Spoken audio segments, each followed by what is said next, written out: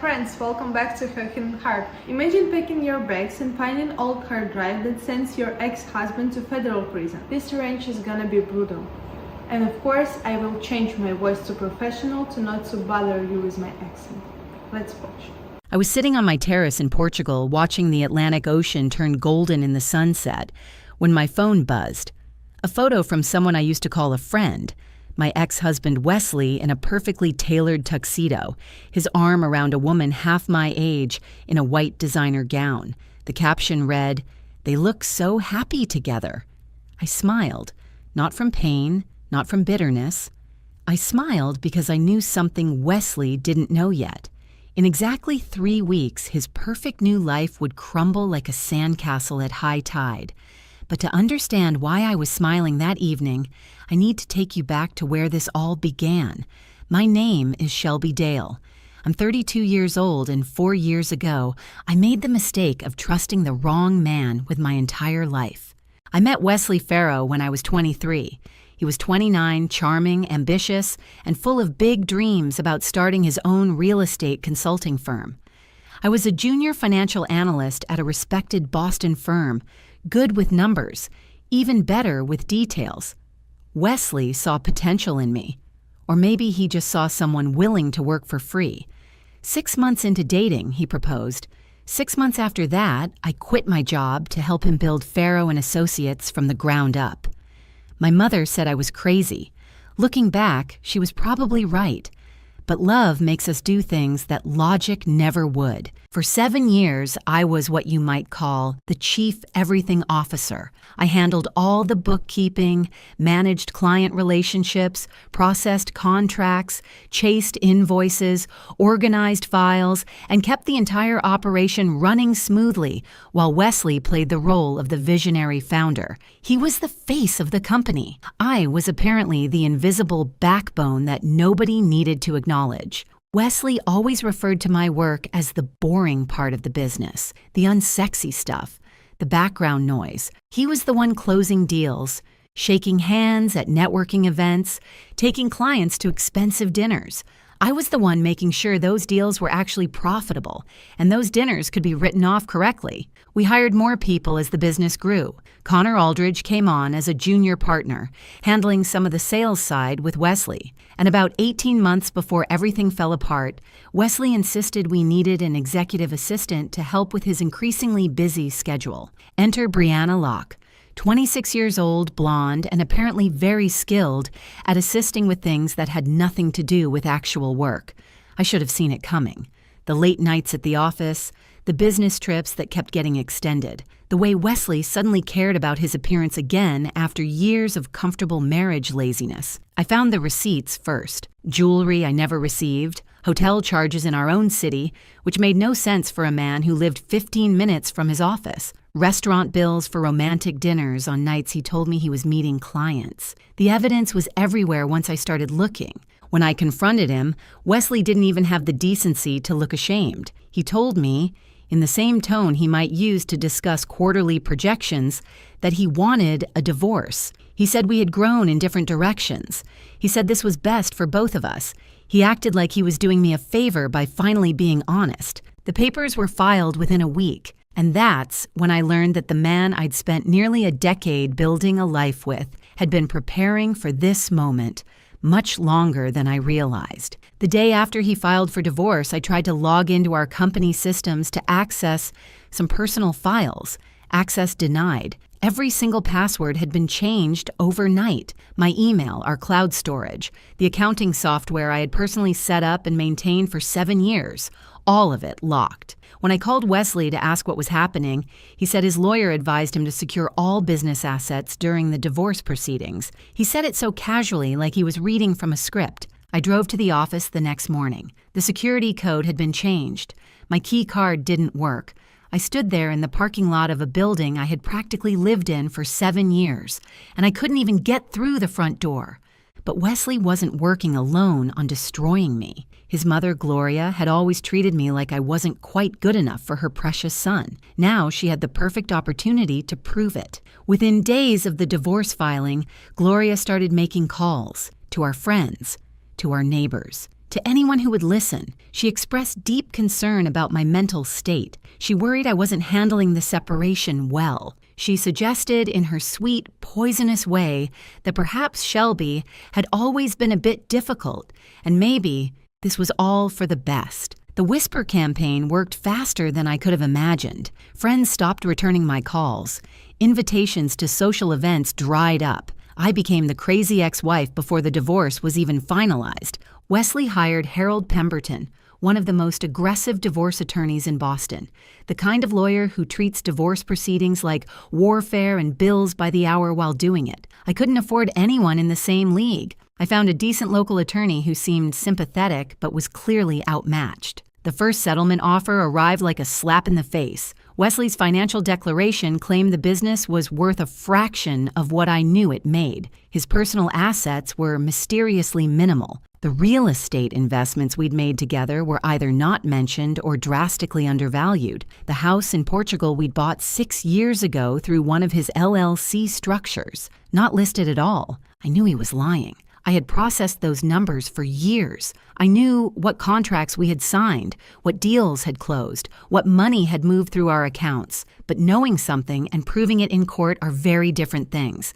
And Wesley had made sure I couldn't prove anything at all. Before we continue, if you're enjoying this story, please hit that subscribe button and tell me in the comments where you're watching from and what time it is there right now. I read every single comment, and your support means more to me than you know. Now, back to my story. Wesley's settlement offer was so insultingly low that I calculated I could probably make more money selling my collection of motivational coffee mugs I'd accumulated over 7 years of trying to stay positive in that office. At least those had sentimental value. His offer had nothing but contempt. His lawyer, Harold, sent letter after letter, each one more aggressive than the last. They demanded quick responses. They set arbitrary deadlines.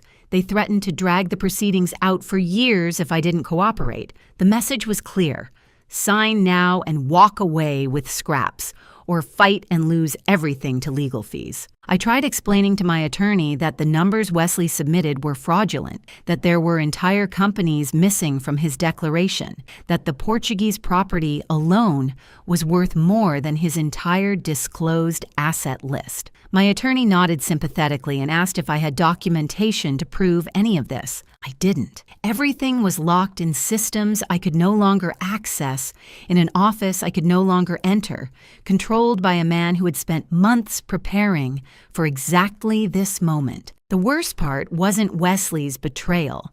I had already started processing that. The worst part was watching everyone else choose sides, and somehow they all chose his. Meredith Holt had been my closest friend for 15 years. We met in college, stood in each other's weddings, shared secrets I'd never told another soul. When my marriage started falling apart, she was the first person I called. She listened, she sympathized, she told me everything would be okay. Then she stopped answering my calls. I found out why about 2 months into the divorce proceedings. Meredith was dating Connor Aldridge, Wesley's business partner. The same Connor who was helping Wesley hide assets. The same Connor who sat in meetings where they discussed how to minimize what I would receive. Meredith had found a new loyalty, and it wasn't to 15 years of friendship. But that wasn't even the full extent of her betrayal. I discovered later that Meredith had been feeding information to Wesley the entire time. Every tearful phone call where I shared my fears and frustrations, she reported back to him. He knew when I was weak. He knew when I was close to giving up. He timed his pressure campaigns perfectly because he had a spy in my inner circle. She used to say sisters before musters all the time. I guess that slogan came with some fine print I never noticed. Gloria's whisper campaign continued spreading. I ran into a woman I'd known for years at the grocery store, and she looked at me with such pity that I wanted to disappear. She said she'd heard I was having a difficult time and that she hoped I would get the help I needed. The way she emphasized help made it clear she wasn't talking about a good lawyer. Wesley and Brianna became official almost immediately. No shame, no waiting period, no pretense of discretion. They posted photos together on social media.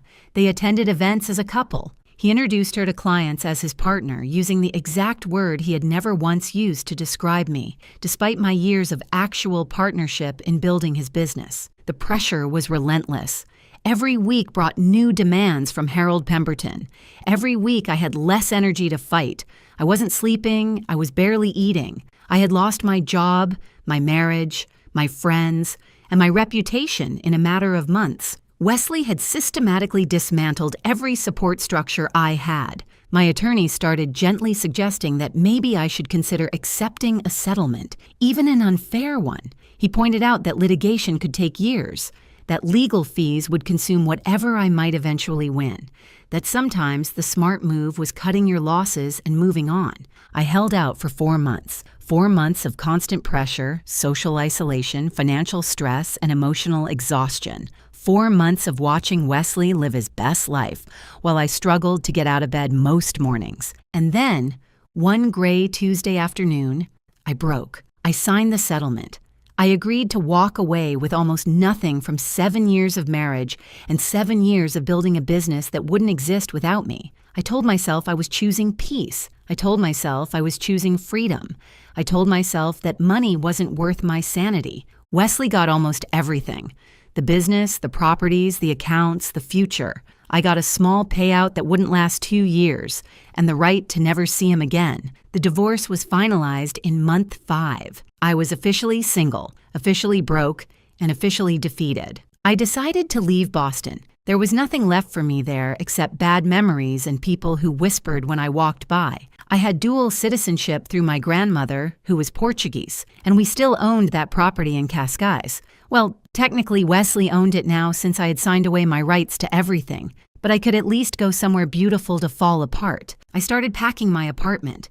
7 years of marriage condensed into cardboard boxes. I was sorting through a closet I hadn't opened in months, pulling out old files and forgotten belongings, when my hand touched something I had completely forgotten existed. A black external hard drive, my backup drive. I sat on my bedroom floor, holding that little black rectangle like it was a winning lottery ticket. Because in a way, it was. 5 years ago, during our 3rd year running Faro and Associates, our office server crashed catastrophically. Some kind of hardware failure that corrupted weeks of data. We spent an entire week reconstructing files from fragments, re-requesting documents from clients, trying to piece together our financial records like a jigsaw puzzle with missing pieces. It was a nightmare that almost cost us 2 major contracts. After that disaster, I developed what Wesley called my paranoid habit. Every single quarter, I would copy all our critical financial documents onto this external drive. Bank statements, contracts, invoices, operating agreements, everything. I kept it at home, in my personal closet, separate from all the office systems, just in case another crash happened. Just in case we needed a backup that wasn't connected to any network that could fail. Wesley never paid attention to this routine. He traveled constantly for client meetings and conferences. The technical details of data management bored him. When he was home during my quarterly backups, he barely noticed what I was doing. It was just Shelby being obsessive about numbers again. The boring stuff. The unsexy stuff that didn't deserve his attention. I used to feel a little embarrassed about this habit. Wesley made me feel like I was being excessive, like real business leaders didn't worry about such mundane things. Now I was holding 5 years of meticulous backups that he had no idea existed. I plugged the drive into my laptop with shaking hands. Folder after folder opened like a time capsule. Bank statements from accounts Wesley claimed barely existed, contracts showing revenue he had reported as half its actual value, operating agreements for LLCs he had told the court he didn't own. And there it was, the operating agreement for Coastal Venture Holdings, the LLC we had used to purchase the property in Portugal 6 years ago. Both our names were listed clearly as 50% members. Wesley had not included this LLC anywhere in his divorce disclosures. He had simply pretended it didn't exist. But that wasn't all. I found documents for another LLC I had almost forgotten about. Faro Family Trust, registered about 8 weeks before Wesley filed for divorce. The registered agent was Gloria Faro, his mother. I had processed the initial paperwork myself back then, not thinking much of it. Wesley said it was for estate planning purposes. Now I understood its real purpose, hiding money from me before the divorce. I started comparing numbers. I pulled up the financial declaration Wesley had submitted to the court and laid it next to the actual bank statements from my backup. The differences were staggering. Hundreds of thousands of dollars in revenue simply missing. Entire accounts not mentioned. His declaration was fiction masquerading as fact. Wesley always used to say that details were boring, that the big picture was what mattered, that getting lost in spreadsheets was a waste of time. Turns out details aren't boring. Details are evidence. I also found copies of emails I had forwarded to myself over the years, important communications about deals and finances that I had CC'd to my personal account as part of my documentation habit. More evidence that the numbers Wesley reported were fabricated. The scope of his fraud became clearer the deeper I dug. He hadn't just hidden assets from me. He had been systematically underreporting the company's income for years. The tax returns, which Wesley always insisted on handling himself through an external accountant, showed figures that didn't match our actual revenue at all. I had never seen the final tax returns. Wesley always said he would handle that part, that it was easier if he just dealt directly with the CPA. I trusted him. I was busy with day-to-day operations. I never questioned why he wanted to keep that one piece separate from everything else I managed. Now I understood. He kept it separate because he was committing tax fraud, and he needed to make sure I never saw the doctored numbers. I sat surrounded by papers and files until 3 a.m, my coffee going cold beside me, piecing together the full picture of my husband's deception. This wasn't just about cheating on me with Brianna. This wasn't just about hiding assets during our divorce. Wesley had been running a financial fraud for years, and he had used my trust to keep me blind to it. The next morning, after approximately 2 hours of sleep, I started researching Massachusetts divorce law. Specifically, I needed to know if there was any way to challenge a divorce settlement after it had already been finalized. The answer was Rule 60B, a motion to set aside judgment. If you could prove that the original judgment was obtained through fraud, misrepresentation, or misconduct, you could petition the court to reopen the case. In Massachusetts, you had 1 year from the date of the final judgment to file. My divorce had been finalized 5 weeks ago. I had almost 11 months left. But I knew I couldn't do this with my previous attorney. He was a good man, but this case required someone who specialized in complex financial fraud, someone who wouldn't be intimidated by Harold Pemberton and his aggressive tactics, someone who knew how to follow money through shell companies and hidden accounts. I found Regina Vasquez through an online search for attorneys specializing in hidden asset cases. Her reviews mentioned she had a reputation for dismantling exactly the kind of financial deceptions Wesley had constructed. I called her office and explained my situation. 3 days later, I sat in her conference room in Boston with my external hard drive and 3 years of quarterly backup files. Regina spent 2 hours reviewing the documents. When she finally looked up, her expression had changed from professional skepticism to something like admiration. She told me I had a strong case. Very strong, but she wanted to bring in a forensic accountant to verify everything and build an airtight presentation for the court. Diane Whitmore joined the team the following week. She was a former IRS auditor who now worked as a private forensic accountant, the kind of person who could look at a spreadsheet and immediately spot where numbers had been manipulated. She took my backup files and Wesley's court declarations and started the comparison. Her preliminary findings confirmed what I already suspected. The discrepancies weren't accounting errors or innocent mistakes. They showed a deliberate pattern of underreporting income and hiding assets. Diane said she had seen this kind of thing before, usually in cases involving serious tax evasion. Tax evasion, not just hiding money from a spouse, but hiding money from the federal government. Wesley hadn't just betrayed me. He had been committing crimes. Regina explained that this changed things significantly. If the court found evidence of tax fraud during divorce proceedings, they were legally obligated to report it to the IRS. This wasn't optional. It was the law. I asked her what would happen if the IRS got involved. She said that, depending on the scale of the fraud, Wesley could face federal criminal charges, tax evasion, wire fraud, perjury for lying under oath in court documents. These weren't small matters. People went to prison for these things. For a moment, I felt something close to hesitation. Despite everything Wesley had done, the idea of him going to prison felt extreme. But then I remembered how he had looked at me when he announced he wanted a divorce. Like I was a business problem to be solved. Like 7 years of partnership meant nothing. He had tried to leave me with nothing. He had lied under oath. He had hidden money that was legally half mine. He had sent his mother to destroy my reputation.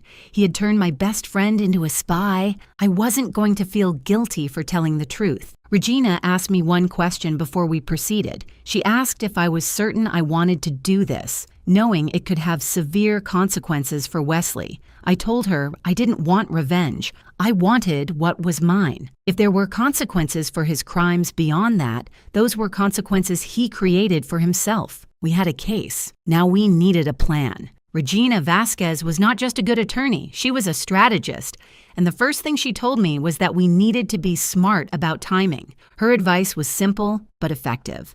Wesley believed he had won. He thought I had accepted defeat and was running away to Europe to lick my wounds. That belief was our greatest weapon. The moment he learned I was fighting back, he would go into defense mode. He would hide more assets, destroy documents, prepare counter-arguments. We needed to build our entire case before he had any idea it existed. So that's exactly what we did. I continued with my plans to move to Portugal. But now those plans had a dual purpose. To Wesley and everyone in his circle, I was a broken woman fleeing her failed marriage. In reality, I was positioning myself to protect assets he thought he had stolen and preparing the biggest surprise of his life. Before I left Boston, I made sure to be seen looking defeated. I went to a coffee shop where I knew Gloria's friends gathered and sat alone, staring at my phone with what I hoped looked like despair. Word would get back to her. She would tell Wesley.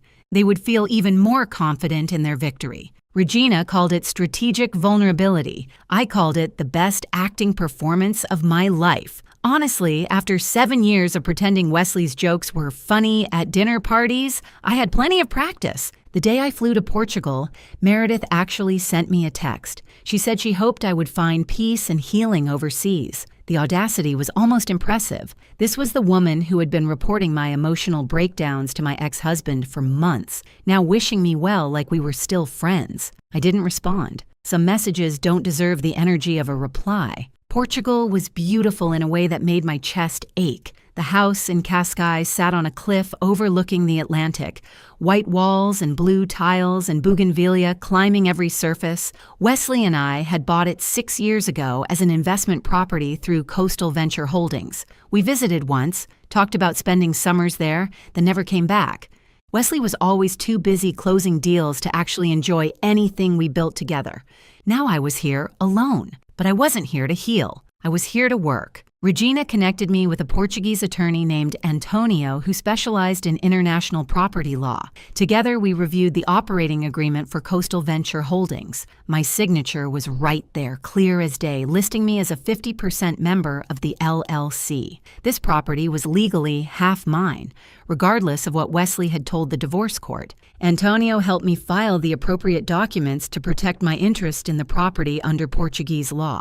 Even if Wesley tried to sell it or transfer it, he couldn't do so without my consent. The house was secured. Meanwhile, back in Boston, Wesley was living his best life. At least that's what his social media suggested. Photos of expensive dinners, announcements about new business deals, and of course the engagement to Brianna, announced with a photo of her showing off a ring that probably cost more than my entire divorce settlement. He was so confident that he had won, so certain that I was thousands of miles away crying into my Portuguese wine. He had no idea that while he was planning his wedding, Regina and Diane were building a case that would unravel everything he had constructed. The forensic analysis took about 6 weeks to complete. Diane Whitmore was thorough in a way that reminded me of myself. She documented every discrepancy, traced every suspicious transfer, mapped out exactly how Wesley had hidden money through his network of LLCs. Her final report was over 80 pages long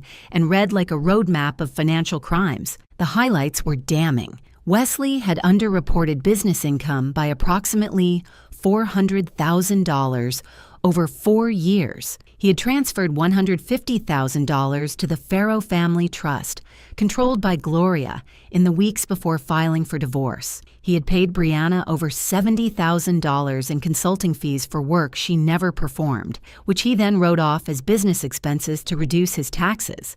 And of course, there was the Portuguese property worth approximately $1.8 million that he simply never mentioned in any court filing.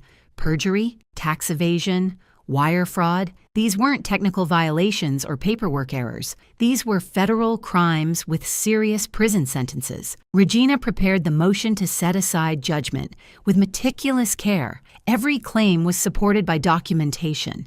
Every discrepancy was highlighted with exhibits from both Wesley's fraudulent declarations and the actual financial records from my backup drive. It was, as she put it, an airtight case. Now we just needed to decide when to file. Wesley's wedding was scheduled for late in month 6, a big celebration at an expensive venue outside Boston.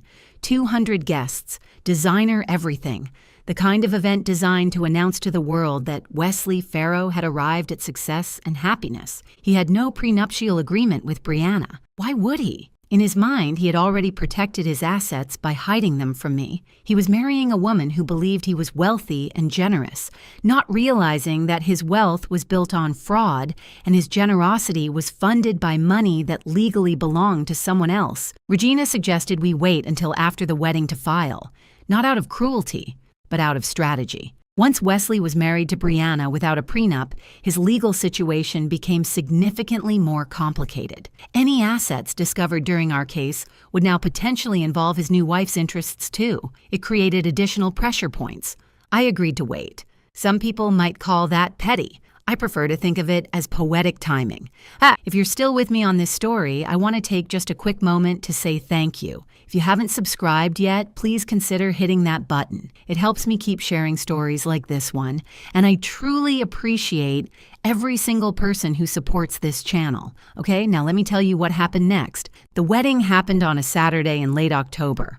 I saw photos online because several mutual acquaintances still hadn't figured out how to adjust their privacy settings. Wesley looked smug in his tuxedo. Brianna looked radiant in her designer gown. Gloria was photographed crying happy tears in the front row, finally seeing her son married to someone she approved of. They danced. They cut cake. They gave speeches about new beginnings and finding true love. Wesley reportedly told guests that the past year had taught him what really mattered in life. But there was one moment during the reception that I heard about later. One small conversation that probably kept Wesley awake for many nights after everything unraveled. Among the guests was a woman named Patricia Holden. She was an old friend of Gloria's from their country club days, the kind of woman who collected gossip like some people collect stamps. Patricia had met me several times over the years at family gatherings and had always been pleasant enough, even if her pleasantness came with a side of nosiness. During the reception, Patricia found her way to Wesley with a glass of wine and a wide smile. She congratulated him on the beautiful wedding and the lovely new bride. Then she mentioned, in that way people do when they're fishing for information, that she had heard I moved to Portugal. She told Wesley it was such a smart decision on my part. That beautiful house in Cascais, right on the cliff overlooking the ocean. She said she remembered when Wesley and I bought it years ago, and what a wonderful investment it must have turned out to be. Property values in that area had gone through the roof. She asked Wesley if it was hard to let me keep such a valuable place in the divorce. According to someone who witnessed this exchange, Wesley's face drained of color for a split second. His champagne glass stopped halfway to his lips. His smile became something fixed and unnatural. Brianna, standing right beside him, looked confused. She asked what house in Portugal. It was clear from her expression that this was the first time she was hearing about any overseas property. Wesley recovered quickly. He told Brianna it was just an old investment property, nothing significant, barely worth mentioning. He told Patricia that the divorce settlement had been very fair and that he wished me nothing but the best in my new life abroad. His voice was steady, but his eyes had changed. Patricia moved on to spread her curiosity elsewhere, probably not even realizing what she had stirred up. But Wesley stood there for a long moment after she left, staring at nothing. That house in Cascais was worth nearly $2 million, and Wesley had not included it anywhere in his divorce filings. He had simply pretended it didn't exist, assuming I had forgotten about it, or didn't understand the ownership structure through the LLC. Now his new wife was asking questions. Now a gossipy friend of his mother knew about the property. Now he had to wonder who else remembered, who else might mention it, who else might start connecting dots. He told himself it was fine. The divorce was finalized. I had signed everything. Even if people knew about the house, it was too late for me to do anything about it. The legal process was over. He had no idea that at that very moment, that house was already protected by legal filings I had made in Portugal. He had no idea that the LLC documents proving my 50% ownership were sitting in my attorney's office in Boston. He had no idea that the clock was already ticking on his carefully constructed lies. Wesley finished his champagne, kissed his new bride, and spent the rest of the evening pretending that Patricia Holden's innocent question hadn't shaken him to his core. He spent about $40,000 on that wedding to impress people who would be reading about his federal indictment within 2 years. If that's not irony, I don't know what is. I spent that Saturday on my terrace in Portugal, watching fishing boats come in with the evening catch and drinking very good local wine. My phone buzzed occasionally with photos from the event. Each one made me smile a little more. On Monday morning, Regina filed the motion to set aside judgment with the Massachusetts Probate and Family Court. All 86 pages of evidence, all the documentation of hidden assets and fraudulent declarations. Everything Wesley thought was buried forever. The court processed the filing that afternoon. Wesley would receive official notification within the week. He was currently on his honeymoon in the Maldives, posting photos of overwater bungalows and sunset dinners, completely unaware that his entire financial life was about to be torn open and examined by people who were very, very good at finding things that were meant to stay hidden. I finished my wine and watched the stars come out over the Atlantic. Somewhere on the other side of the world, Wesley was probably toasting to his future with his new bride. He had no idea that future had an expiration date. Wesley and Brianna returned from their honeymoon on a Thursday. I know this because Regina had been monitoring the situation and keeping me informed. He walked back into his life expecting everything to be exactly as he left it. Successful business, new wife, defeated ex-wife safely exiled to Europe. The envelope was waiting in his mailbox. Standard legal correspondence from the Massachusetts Probate and Family Court, the kind of envelope that most people would open without much concern.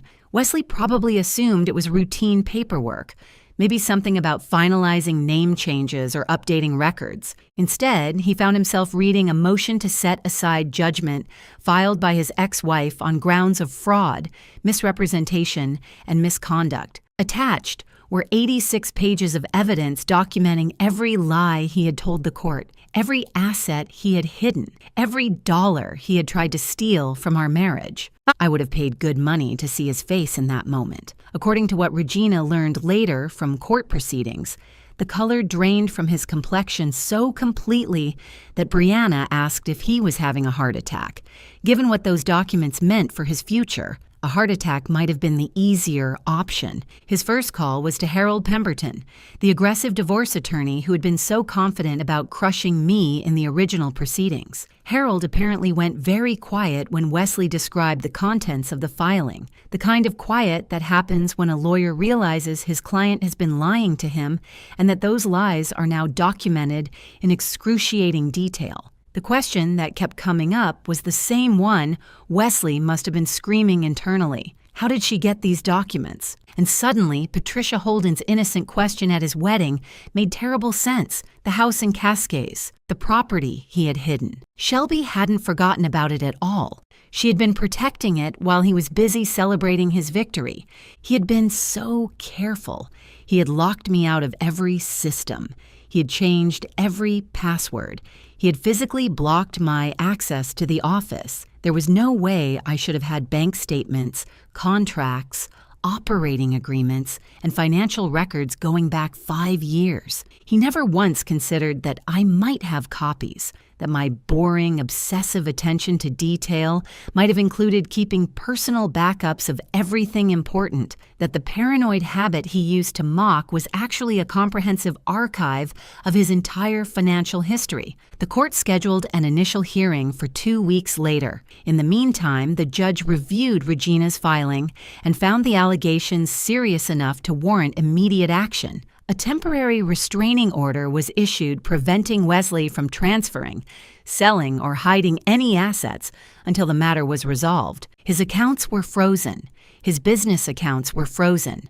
The Portuguese property was flagged with notices preventing any transaction without court approval. Wesley went from honeymooning in the Maldives to having every dollar he owned locked down by court order in the span of about 72 hours. That's what I call an efficient legal system. The hearing was everything Regina had promised. She presented the evidence methodically, walking the judge through each discrepancy between Wesley's sworn declarations and the actual financial records. Diane Whitmore testified as an expert witness, explaining in clear terms how the numbers had been manipulated and what patterns indicated deliberate fraud rather than innocent error. Wesley's attorney tried to argue that some of the discrepancies were accounting mistakes, that property valuations were subjective, that my backup files might have been altered, but the documents were time-stamped.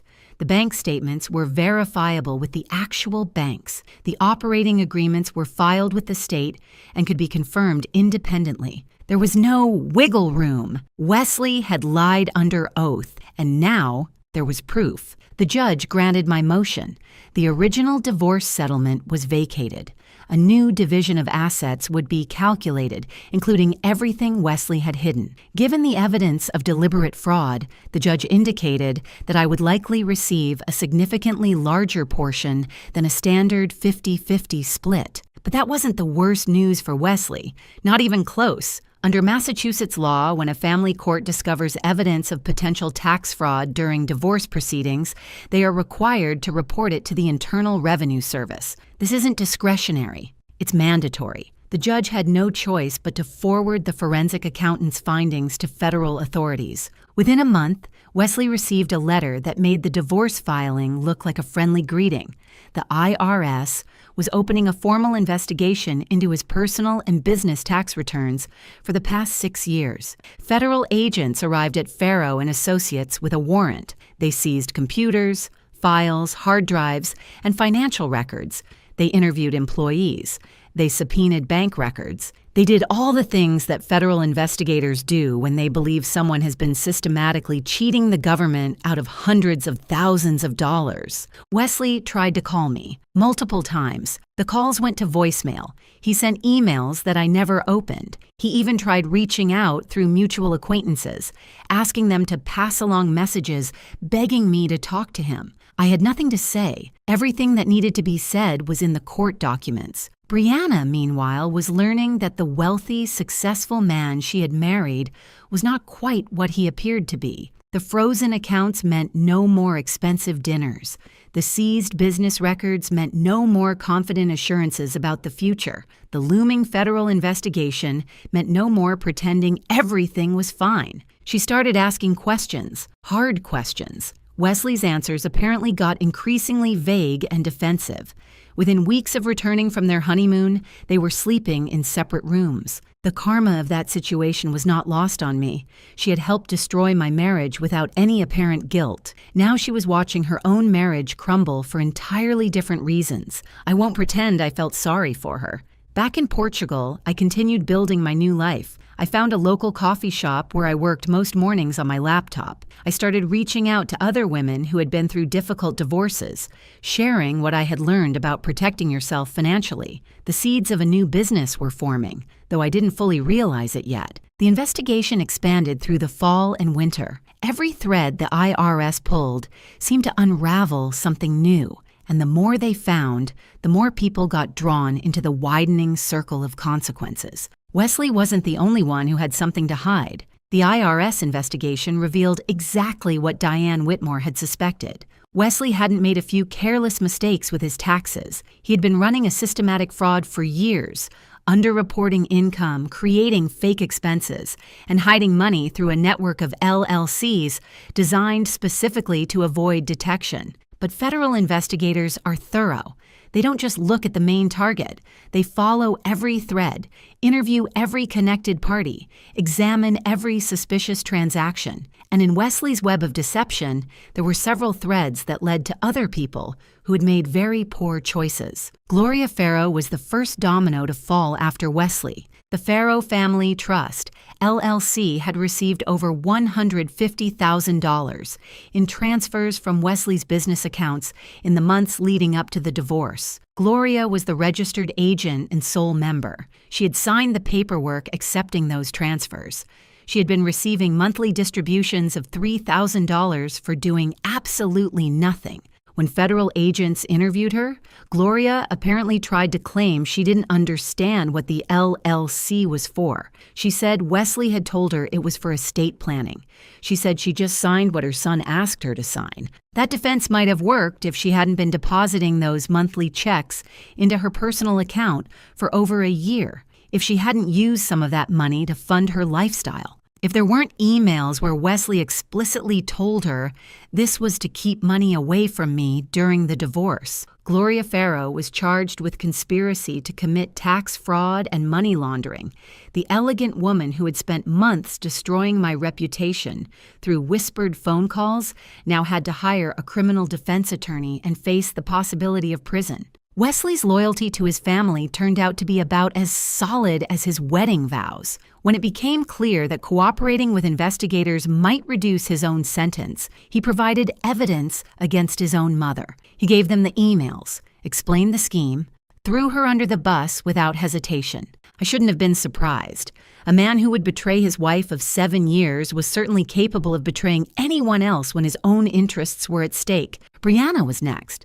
Those consulting payments she had received totaling over $70,000 were not just ethically questionable, they were tax fraud. Wesley had written them off as business expenses, reducing his taxable income. Brianna had accepted the money knowing she wasn't actually providing any consulting services. She had signed invoices for work that never happened. At 27 years old, Brianna Locke found herself facing federal charges for tax fraud and filing false documents. The glamorous life she had imagined as Mrs. Wesley Ferro was replaced by meetings with criminal defense attorneys and the very real possibility of prison time. She filed for annulment before the criminal case even went to trial, claimed the marriage was based on fraud and misrepresentation, that Wesley had hidden his true financial situation and criminal exposure from her. The annulment was granted relatively quickly because, ironically, Wesley didn't contest it. He had bigger problems than fighting to keep a wife who wanted nothing to do with him anymore.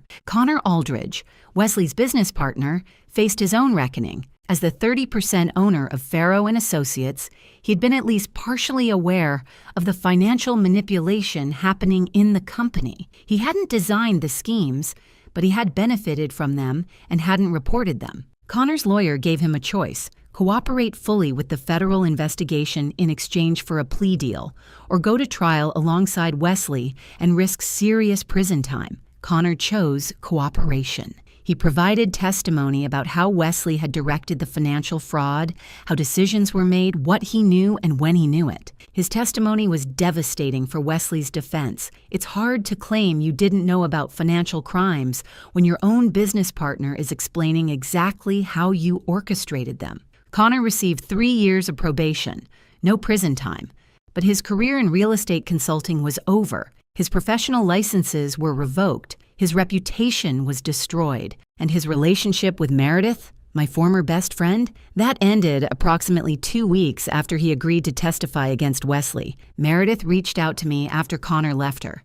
She sent a long email full of apologies and explanations and requests to talk. She said she had made terrible mistakes. She said she had been manipulated by Connor and Wesley. She said she hoped someday I could forgive her. I read the email once and then deleted it. Some apologies come too late to matter, like expired coupons. They technically exist, but they're worthless. 15 years of friendship destroyed.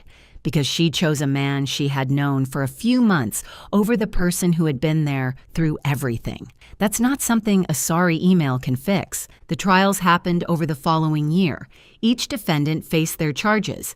Each made their choices about plea deals and cooperation. The evidence was overwhelming in every case. Wesley Farrow was convicted of tax evasion on 4 counts: perjury for his false statements during our divorce proceedings, and wire fraud for using the banking system to facilitate his schemes. His sentence was 7 years in federal prison. He would serve a minimum of 5 before being eligible for parole. Gloria Farrow pleaded guilty to conspiracy to commit tax fraud and money laundering. She was sentenced to 2 years in federal prison, plus 3 years of supervised probation. At 64 years old, she would spend her golden years explaining to friends and family why she was behind bars instead of hosting bridge parties. Brianna Locke pleaded guilty to tax fraud and filing false documents. She received 18 months in federal prison, plus an order to repay all the money she had received through the fake consulting arrangement, about $80,000 that she definitely no longer had. At 27, she would come out of prison with a felony record, significant debt, and a very different future than the one she had imagined when she started flirting with my husband. The divorce was recalculated based on the full disclosure of all assets. The Portuguese property was awarded to me entirely because Wesley had committed fraud by hiding it. I received my fair share of the business value, the hidden accounts, and compensation for his misconduct during the original proceedings. The IRS took their cut too, of course. Between back taxes, penalties, and interest, Wesley owed them over $600,000. His business was sold to pay the debt. His fancy car was sold. His investments were liquidated. The empire he had built, largely on my invisible labor and his financial crimes, was dismantled piece by piece. I stayed in Portugal through all of it. I watched from my terrace as the legal proceedings played out across the Atlantic. I built a new life in a place that had been purchased with partnership and was now fully mine. I started a small consulting business helping women protect themselves in business partnerships and divorce proceedings, teaching them the things I wished someone had taught me about documentation, about protecting your interests, about never assuming that trust alone is enough. The business grew slowly but steadily. Referrals came through word of mouth from women who had heard my story. I'm not rich. I'm not living some fantasy revenge lifestyle, but I'm free. I'm peaceful. I wake up every morning in a beautiful place and I don't owe anyone anything. The money from the divorce settlement is invested carefully, enough to live comfortably without extravagance, just like I always handled finances. Boring, detailed, sustainable. Wesley is currently about 2 years into his sentence. I don't follow news about him. I don't visit. I don't send letters. He exists somewhere in my past. A lesson I learned the hard way about trusting the wrong person with your life. Gloria and Brianna are both out now, dealing with the aftermath of their choices. I don't know the details, and I don't want to. Their stories are their own to carry. Sometimes people ask me if I planned all of this, if I knew from the beginning that I would bring them down, if my backup drive habit was somehow a long-game strategy against a husband I suspected of being capable of betrayal. The truth is simpler and less satisfying. I made backups because I was careful. I trusted Wesley because I loved him. I signed that terrible settlement because I was exhausted and alone. I found the drive by accident while packing to run away from my pain. There was no master plan. There was just a woman who had been wronged, who discovered she had the tools to prove it, and who decided that telling the truth was worth whatever came next. I didn't want revenge. I wanted what was mine. I wanted the truth to be known. I wanted the people who had conspired to destroy me to face consequences for their choices. The legal system did the rest. I just provided the evidence. Some people try to bury you without realizing you're a seed. I think about that sometimes, sitting on my terrace watching the sunset over the Atlantic. Wesley tried to bury me in lies and legal pressure and social isolation. But I grew anyway. I'm still growing. That's not revenge. That's just what happens when you underestimate someone who pays attention to details. Thank you so much for watching. More of my most gripping stories are already on your screen. Click one now and don't miss the best part. You will love it. See you in the next story.